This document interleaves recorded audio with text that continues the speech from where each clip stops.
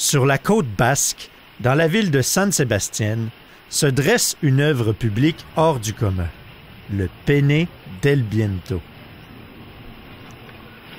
Ces silhouettes de fer, accrochées à même les rochers, constituent la réalisation la plus célèbre du sculpteur Eduardo Chillida. Chillida a créé des dizaines d'œuvres publiques du même genre et il a, à sa façon, fait rayonner le Pays basque dans le monde entier. Nous nous sommes rendus à Chillida-Leku, un domaine situé non loin de San Sebastián, où a vécu l'artiste jusqu'à sa mort en 2002. Autour d'une maison de ferme traditionnelle sont exposées près d'une quarantaine de ses monumentales sculptures.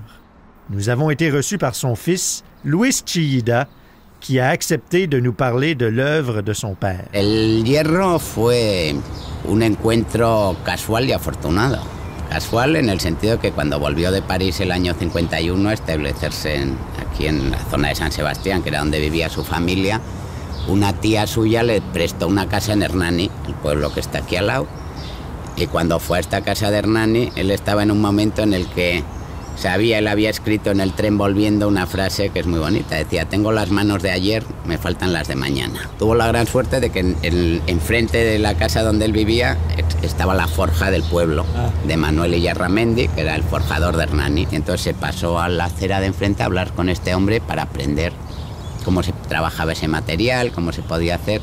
Y la verdad es que tuvo mucha suerte porque era un hombre maravilloso. Y ahí fue donde empezó a conocer el hierro y sus secretos y la forma de trabajar el hierro en directo, el hierro en el momento en el que no sabes exactamente qué va a suceder, calentando las piezas, doblándolas, y fue ir comprendiendo el hierro y comprendiendo cómo podía ser algo. Además era un material que se había utilizado poco en la historia del arte hasta entonces, y para él le pareció que era un material muy interesante. A partir de ahí, pues ya después de ese trabajo, ya con los años, ya más adelante, ya en los años mediados de los 60, cuando empezó a plantearse ya obras a mayores dimensiones, ya empezó a ver la posibilidad de que en una fábrica como la de Patricia Echeverría tenía la posibilidad de trabajar unas escalas muy superiores a las que él podía trabajar en su forja. Y yo creo que ahí fue uno de sus grandes aciertos, porque se juntó de gente la cual vivía una obra sin saber exactamente lo que estaban haciendo, porque no lo entendían, porque podían entender cuando hacían un cigüeñal de un barco: esto es para que ande un barco, pero ¿esto para qué sirve? Pues no sabían para qué, pero sí sabían que para algo tenía que servir. Y bueno, y eso fue lo que le abrió las puertas a ir desarrollando la obra pública. Una de las primeras y más importantes obras que hicieron con Legazpia fue el Peine del Viento. Lo que es la idea ya del peine en sí en ese lugar, él ya ese lugar lo había trabajado en su mente muchos años. Era su lugar favorito de San Sebastián. Él iba ahí a ver la mar, a ver de dónde venían las olas, el horizonte, desde pequeño, desde que era un niño. Y entonces era su sitio favorito de la ciudad, pero era un sitio abandonado. Eso era un vertedero de agua.